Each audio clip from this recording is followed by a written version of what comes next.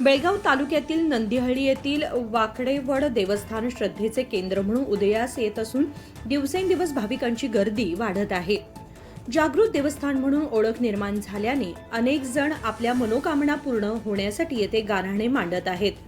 दरम्यान नंदीहळ्लीपासून काही अंतरावर असलेल्या राजहंसगड गावाला गेल्या अनेक दिवसांपासून पिण्याच्या पाण्याची तीव्र टंचाई भासत होती.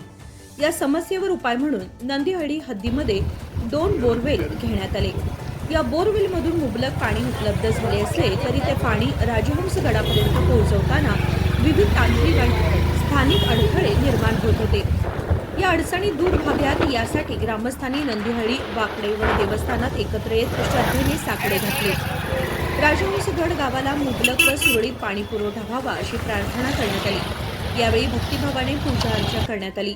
तसेच प्रसादाचे वितरणही करण्यात आले. पंच कमिटी व ग्रामस्थांच्या सहकार्याने हा धार्मिक कार्यक्रम उत्साहात पार पडला.